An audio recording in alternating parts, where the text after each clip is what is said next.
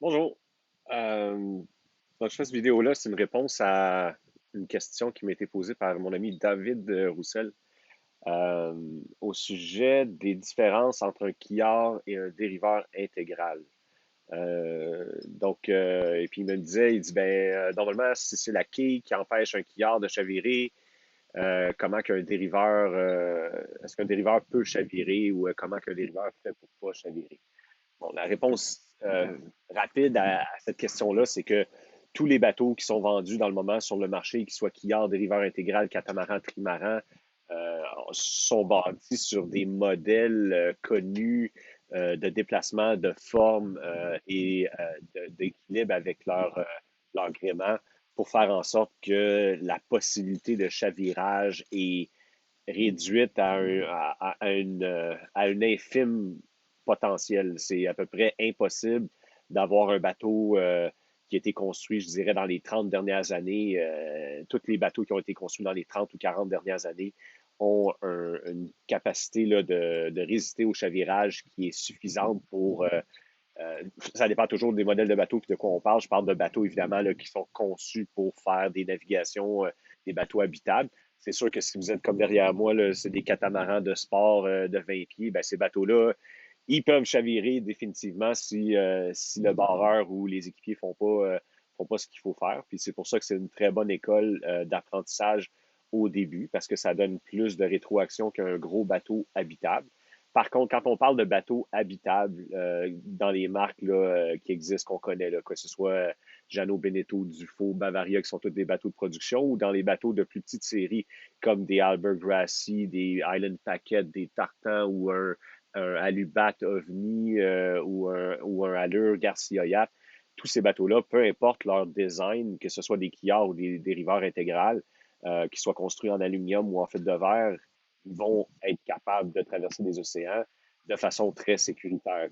Donc là n'est pas la question. Maintenant, comment un quillard fonctionne, c'est que le quillard, la quille en tant que telle, sert à la fois de dérive et de contrepoids qui prévient le bateau de chavirer. Donc la quille va être dans l'eau comme ça, la voile va faire pencher la quille et le poids de la quille cherche à retourner à la verticale et c'est ce qui empêche le bateau de chavirer.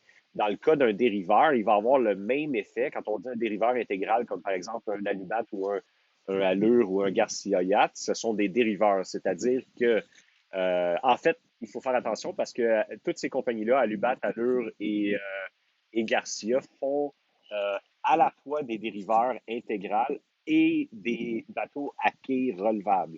Donc, dans le cas d'une quai relevable, on parle d'une dérive qui est pesante, lestée de façon volontaire, ce qui va améliorer, quand la quille est en position basse, ça va améliorer le moment de rappel de ce dériveur-là ou de ce bateau à géométrie variable-là. Et dans le cas d'un dériveur intégral, ben la quille n'est pas conçue pour être pesante. La quille est conçue pour seulement couper l'eau, offrir une action de dérive, puis permettre au bateau là, de remonter le vent quand c'est nécessaire. Euh, et la dérive en position relevée va avoir aucun impact. La dérive en position relevée ou descendue va avoir aucun impact sur le centre de gravité et donc le moment de redressement du bateau. Donc, c'est la différence entre une quille relevable et une dérive ou un dériveur intégral. Dans le cas d'un quillard à quille fixe, à ce moment-là, la quille est simplement fixe puis elle est dans le fond. Alors, et puis elle reste à la même place. Donc, le moment de rappel du bateau est toujours pareil. Le centre de gravité du bateau va varier, mais va varier en fonction de comment on va placer le chargement, la cargaison, que ce soit les passagers ou l'équipement qu'on va amener à bord, peut-être les réservoirs d'eau.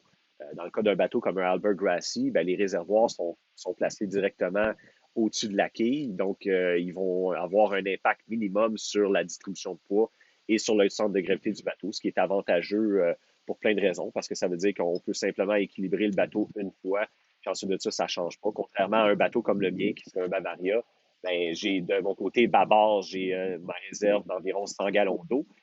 Puis du côté tribord, je vais avoir 55 gallons de diesel. Ben, l'eau puis le diesel, ça pèse pas le même poids. J'ai moins de diesel du côté tribord que d'eau du côté bâbord. Donc, quand ma tank d'eau est pleine, ben, j'ai un déséquilibre de mon bateau qui se crée. Puis là, en théorie, je devrais recentrer ma cargaison pour aller chercher un masse et centrage de mon bateau adéquat. Dans la pratique, je pense que je ne suis pas le seul à ne pas le faire. J'accepte juste que quand ma tank d'eau est pleine, ben, le bateau gîte un peu plus sur le côté, je suis sur le bateau, là, sur le côté bâbord que sur le côté tribord. Donc, c'est tous ces enjeux-là de conception. La chose à retenir, c'est que peu importe le design des bateaux qu'on a modernes, ces bateaux-là sont très sécuritaires, même dans les marques là, un peu moins haut de gamme, ça reste conceptuellement des bateaux très capables de prendre le large, très capables de fonctionner. Maintenant, pourquoi on va choisir un bateau plus qu'un autre? Ça dépend du programme de navigation beaucoup. C'est-à-dire que là, on touche plus la question de bateau de voyage, bateau de vie à bord, bateau de plaisance, de charter, bateau qui disent en anglais de blue water, de grands océans, de grands voyages, ou bateau plus de croisière, de plaisance. Donc, dans ça, il y a tous les bateaux de production qu'on connaît, là, mon Bavaria, un Beneteau, un Jeannot, un Dufour. Tous ces bateaux-là sont conçus pour répondre aux clientèles des flottes de charter. Donc, on veut un bateau qui est agréable, neuf, sécuritaire, moderne, qui paraît bien au boat show, qui paraît bien dans les flottes de charter pendant les 5 années qui vont faire partie de la flotte de charter. Parce que souvent, les flottes de charter vont sortir ces bateaux-là après 5 ans. On veut un bateau qui va bien fonctionner sans aucun doute, mais c'est un bateau qui est conçu pour opérer en majorité proche d'une base de location de charter à l'intérieur d'un rayon de 50 000 peut-être. 50 000 déjà, c'est loin là, dans un contexte d'opération de flotte de charter.